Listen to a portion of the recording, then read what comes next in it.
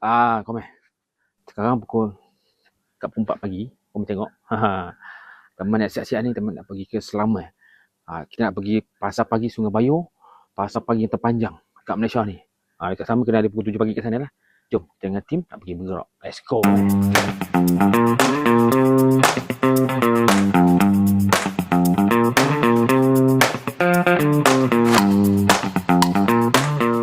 Tamasya Pasar Pagi Sungai Bayur. Yang terpanjang sekali kat Malaysia ni. Pagi-pagi lagi teman dah sampai sini. Teman nak merasai vibe-vibe pagi tu.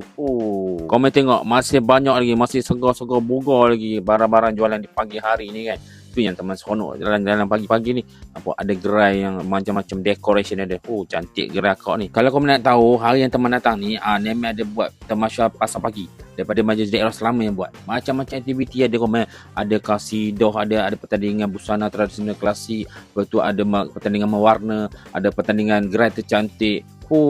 Sangat meriah komen. Sangat-sangat meriah. Macam-macam aktiviti ada. Lepas tu Nemi ada river cruise. Daripada hulu tu Nemi turun sampai ke Sungai Bayur. Kami tengok sendirilah tu betapa meriah Tamasya Pasar Pagi Sungai Bayur ni. Dengan ada tema lagi tu. Tema pakaian klasik ataupun pakaian kebangsaan lah kan. Pasar Pagi Sungai Bayur ni dah bertapak lama dah. Dekat Selama ni tahun 1960-an lagi dah adanya. Maksudnya zaman dulu-dulu lagi. Jadi program ni macam mengambil kenangan lama lah. Memori lama tu kan. Dan program yang sangat-sangat menarik ni kan telah dirasmikan oleh Yang Berbahagia Tuan Muhammad Nasrul, iaitu Pegawai Daerah Darut Matang dan Selamat. Hampir 500 peniaga ataupun penjajah daripada Perak, daripada Kedah, daripada Pulau Pinang berkumpul setiap pagi Jumaat memberikan pelbagai jenis jualan untuk komen tahu. Selama ni macam-macam menarik.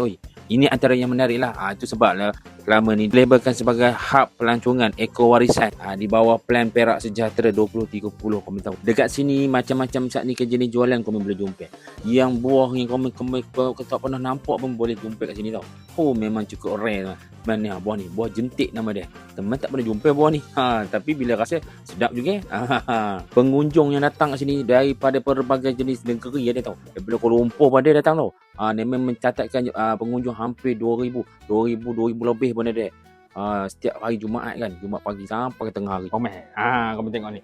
Udah confirm dia dah diiktiraf Pasar Pagi Sungai Bayur ni. Udah diiktiraf yang terpanjang di Malaysia, 2.32 km. Lalah nyongap jalannya. Tapi memang mantap. Macam-macam jenis saat ni jualan dari sini. Jom ikut kami. Jom, let's go. Dari desa hingga ke kota, warisan kita milik bersama.